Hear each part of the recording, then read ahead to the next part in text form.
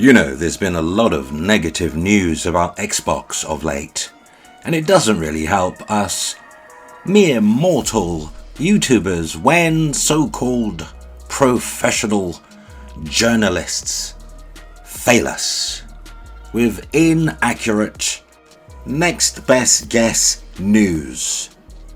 So just how did Christopher Dring get it so wrong?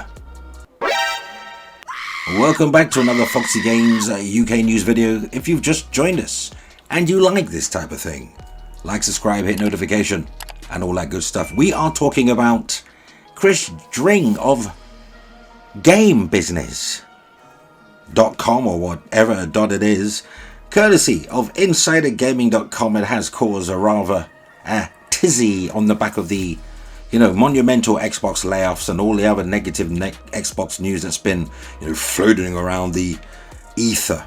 Well, yeah, let's start from the very tippy top, shall we? Game Pass might be getting killed by first-party development costs. Where's that come from? Well, we have to go right back to the beginning. So, recently a debate emerged online regarding the Game Pass subscription service, and the founder of Arcade Studios branded it unsustainable and damaging for the industry. Now, I covered this in a recent Foxy Games UK news video. Go check it out for more context, but it's not the first time a topic like this has surfaced, but it's once again prompted fresh discourse around the concept of Game Pass not being all that beneficial for some studios and, well, companies. Well, on social media, the Game Business, Chris Dring made a somewhat damning revelation. He claimed that the Game Pass service is only regarded by Xbox as profitable because the numbers are basically fudged. Here's what Chris Dring went on to say. The numbers referenced do not include the cost of developing and releasing first-party games like Starfield on the platform. Now, if you were to include these figures, it might paint a very different picture in terms of profitability, revenue, and everything else. So where has all this lost revenue gone then? Well, the cost associated with the Game Pass business is fees paid to third parties, marketing, service costs, etc., etc., and by that measure, it's profitable. What they don't count is the lost revenue that Xbox's first-party studios are seeing as a result of the service. I have to imagine if first-party studios received similar compensation, that profitability might not be correct. So Dring claims that he heard this information directly, yes, from the horse's mouth, directly from Xbox, but has nothing more concrete to share regarding numbers and bases the comment above, well, more on conjecture than solid figures. And he said he asked for clarification on the Game Pass is profitable claim and was told no first-party costs are included. So yeah, when you consider Starfield, which could have cost as much as 400 million ready to make, to be developed, including all the marketing costs and everything else. Starfield, which is Bethesda's really most recent RPG epic, launched on Game Pass day and date, went on to accrue millions of players, but it has never really made clear how many copies the game sold. Well, yeah, there was at least a sale from me, Foxy Games UK, because I bought it on disc.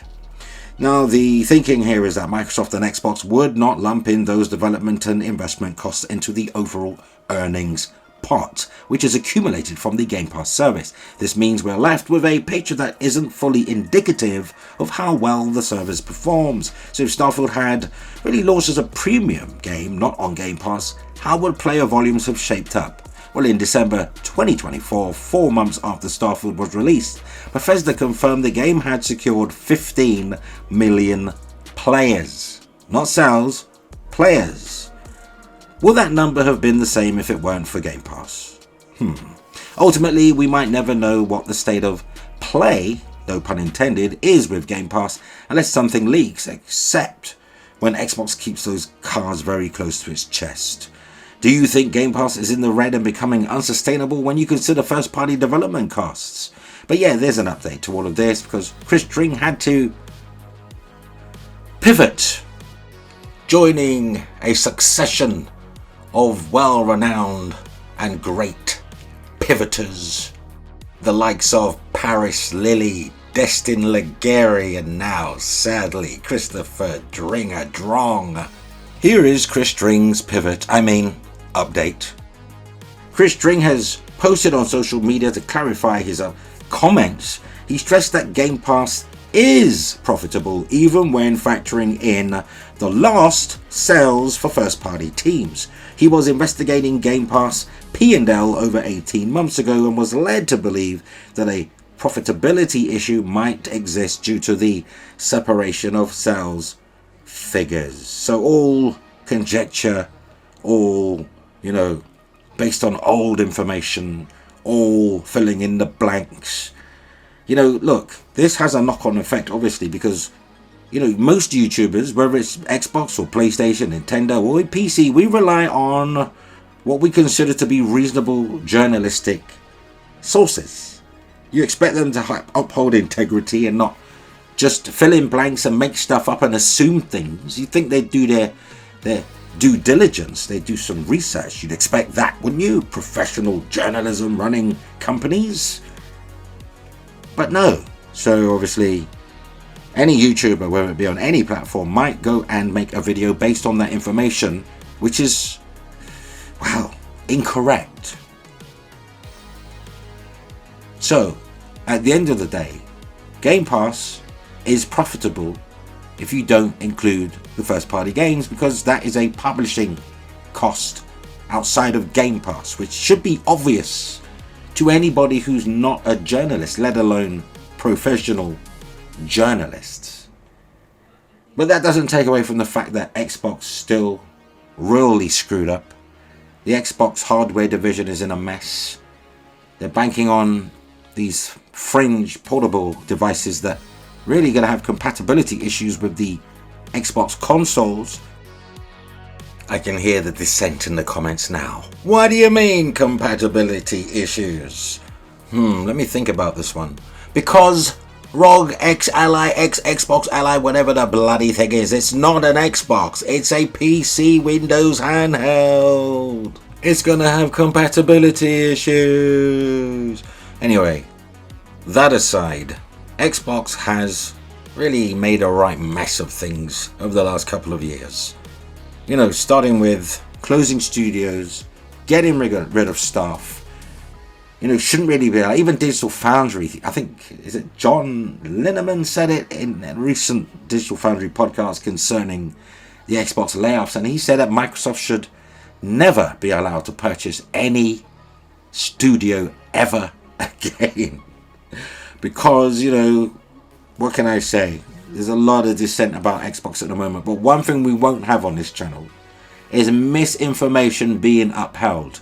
If it comes to light that anything I reported, certainly, or anything I reported via another source, which is supposed to be a professional journalist, I'm going to come back and do a video and let you guys know. Whether you think Game Pass is profitable or not, Chris Dring did a wrong and got it spectacularly wrong.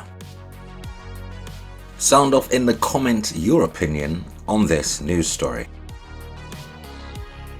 Is fair? Should we take accountability? I believe we should in every aspect of life. That's what makes you a man or a woman or upstanding person, a noble person of honor and integrity. Accountability. But you sound off in the comments. We're not all the same. But there you have it. End of the video. Like, subscribe, hit notification, all that good stuff. Hope you all have a splendid weekend, and always remember, in spite of these professional journalists, play games, not corporations.